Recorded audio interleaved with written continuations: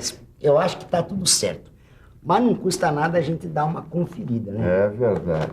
Sabe, Ananias, depois que eu aprendi a usar o paquímetro, rapaz, eu tô usando ele toda hora, viu? É que bom. E me diz uma coisa, você tá usando ele corretamente? Claro, eu tomo maior cuidado, ó. Eu tenho até uma flanelinha, ó.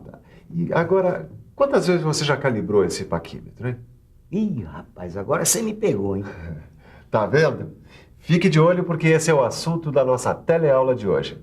Na teleaula de hoje, você vai ver como se faz a calibração de paquímetros e a calibração de micrômetros. Ô, Ananias, mas você acha que ele tá desregulado?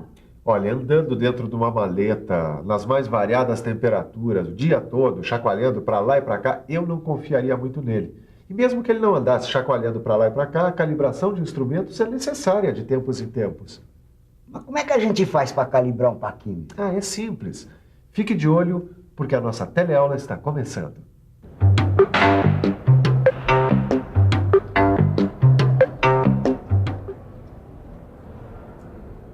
Tito, Fala, Silva. assim que você terminar aí, separa os paquímetros e todos os instrumentos de medição aqui desse setor, que está na hora de mandar para o laboratório para calibrar. Peraí, Silva, não dá pra fazer isso na semana que vem? A gente tem um monte de peça pra ser medida. Mas é por isso mesmo. Antes de medir, eu quero ter certeza de que tudo está em ordem.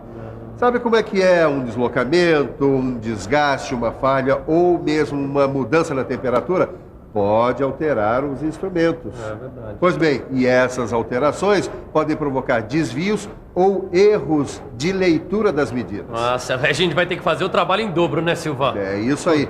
Por isso é necessário fazer a calibração dos instrumentos. Calibração.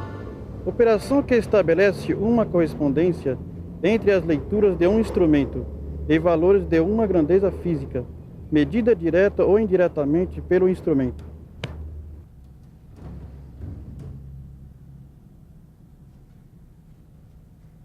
Tá aqui, Sofia.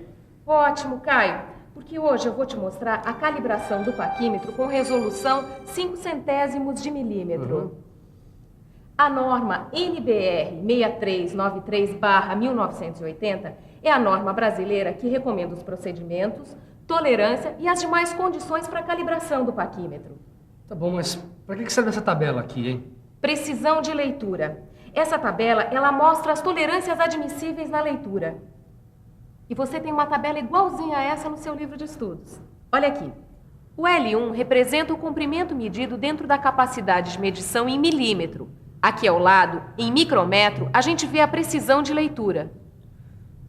Quer dizer que para um comprimento medido de, por exemplo, 100 milímetros, a gente tem uma precisão de leitura de 60 micrômetros? Isso mesmo. E para 600 milímetros, a precisão de leitura é de 110 micrômetros. Quando se trata de comprimentos intermediários, a gente tem que admitir a precisão correspondente ao comprimento imediatamente inferior. Tá, e tem alguma tolerância para a planeza? Ah, é aí que a gente vai ficar por dentro.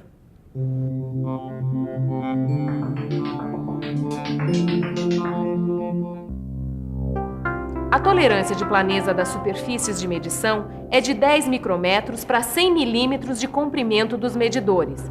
Já a tolerância admissível de paralelismo das superfícies de medição é de 20 micrômetros para 100 milímetros de comprimento dos medidores. Bom, Caio, então agora a gente já pode falar sobre o método de controle de calibração. Você, por favor, me alcança a benzina? Para que você vai usar essa benzina aqui, Sofia? Bom, é que antes da gente começar a fazer a calibração, a gente tem que ajustar e limpar bem os instrumentos. Então, para que não fique nenhum tipo de oleosidade nem impurezas. Agora, a gente já pode falar sobre o método de controle de calibração para medição externa. O erro de leitura é indicado perpendicularmente à direção longitudinal das superfícies de medição.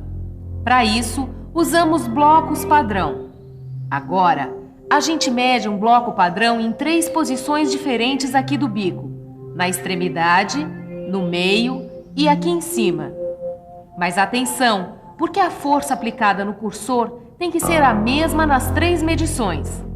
É importante lembrar que a verificação tem que ser feita em várias posições, para que cada medição individual possa coincidir com diferentes traços do nônio e não apenas com o 0. Assim, temos que evitar a verificação apenas nos valores inteiros da escala, como 5, 10 e 15, e verificar valores aleatórios como 5,25, 7,8 ou 14,3. Legal, hein, Sofia? E o resultado dessa operação mostra pra gente se existem erros de paralelismo e de planeza das superfícies dos bicos. Isso mesmo. Se tiver erro na superfície de medição, a gente acha na hora. Tá, e a medição interna, hein?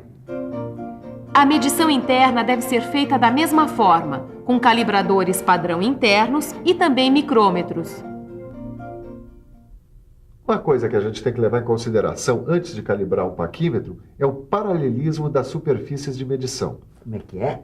É o seguinte, o paralelismo das superfícies de medição pode ser verificado através da palpação de um certo espaço, com blocos padrão ou pinos padrão. Quer ver? A posição relativa entre as superfícies de medição não pode se alterar mesmo depois da fixação do cursor. Para confirmar se não se alterou, a gente coloca o instrumento contra a luz e verifica se um espaço deixado entre as superfícies de medição não vai se alterar mesmo depois da fixação do cursor. E essa régua aqui, ó, para que serve? Ah, essa aqui é uma régua de fio. Ela serve para verificar a planeza das superfícies de medição.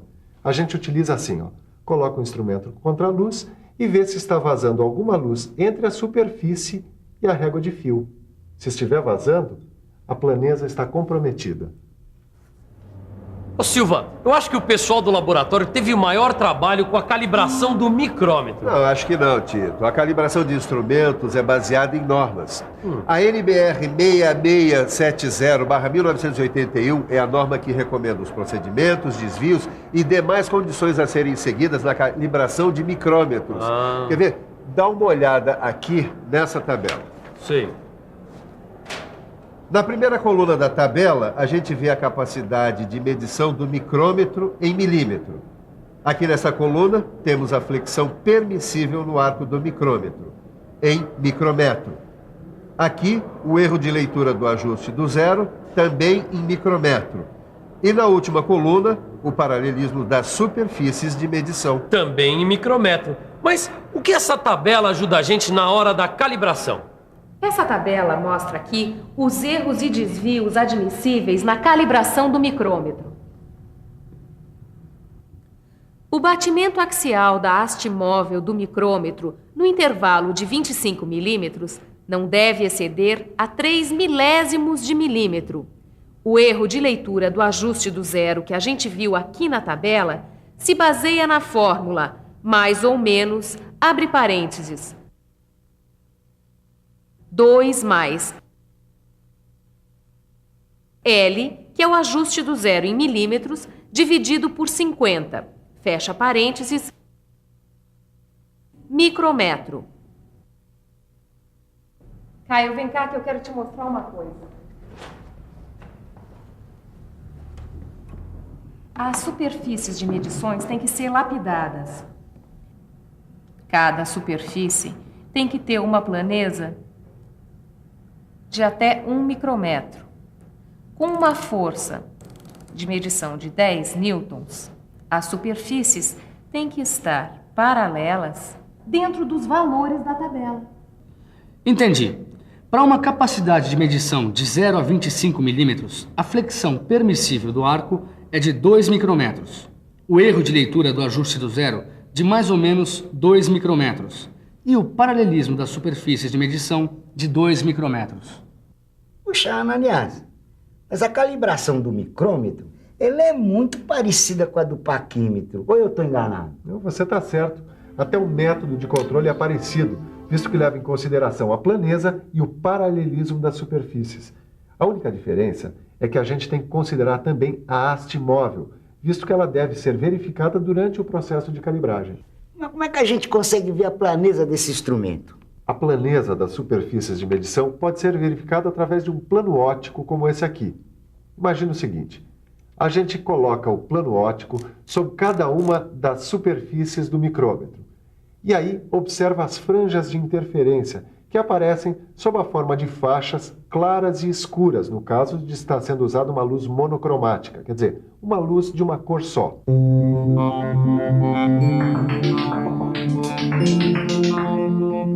A forma e o número de franjas de interferência indicam o grau de planeza da superfície, que varia de acordo com a tolerância de planeza. Para uma superfície de tolerância de 1/1000 de milímetro, não poderão ser visíveis mais do que 4 franjas da mesma cor, como neste plano, iluminado por uma luz comum. Para facilitar a leitura, a verificação precisa ser feita com a luz monocromática, aquela de vapor de mercúrio, que deixa as franjas claras ou escuras. Caio, vamos dar uma olhada agora em paralelismo. Vamos imaginar que você tenha que verificar o paralelismo de superfícies a serem medidas com um micrômetro de 0 a 25 milímetros, como esse aqui. Imaginei e me desesperei, Sofia. Não, Caio, calma, é simples. A verificação é feita através de 4 planos ópticos paralelos. Eles devem ser de espessuras diferentes e as diferenças têm que corresponder aproximadamente a 1/4 de passo.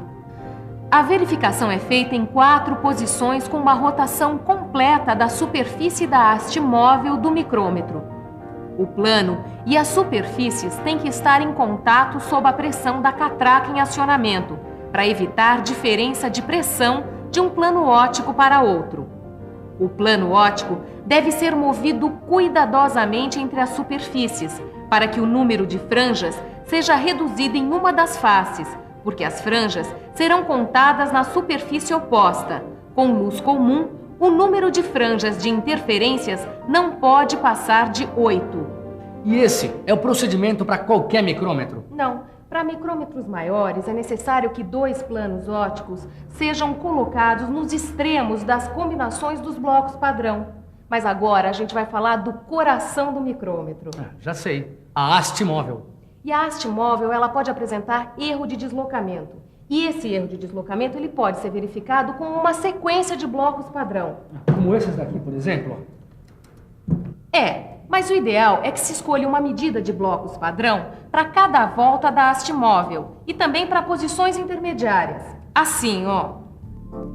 Num micrômetro que apresenta passo de 0,5 de milímetro, a série de blocos padrão mais adequada para a verificação são as que apresentem passo correspondentes às medidas 2,5, 5,1, 7,7, 10,3, 12,9, 15, 17,6, 20,2, 22,8 e 25 milímetros. Silva, os instrumentos já estão prontos para ir para o laboratório. Olha que eu aprendi tanto na teleaula de hoje que mais um pouco eu mesmo calibrava todos eles. E você aí em casa aprendeu também? Que tal calibrar a memória fazendo a revisão na matéria de hoje? E atenção, se liga aí que é hora da revisão. Na teleaula de hoje, você aprendeu a ler a tabela de precisão de leitura e viu como se faz a calibração de paquímetros. Viu como verificar o paralelismo e a planeza das superfícies de medição. Viu como se faz a calibração do micrômetro e como verificar a planeza, o paralelismo e, finalmente, a haste móvel do micrômetro. Eu sabia que ia sobrar para mim. Agora eu é que vou ter que mandar calibrar o paquímetro do meu amigo Vitorino. Mas tudo bem, ele é gente boa. E você que também é gente boa, devia pegar seu livro de estudos e resolver os exercícios. Na nossa próxima teleaula tem mais calibração. Bons estudos e até lá!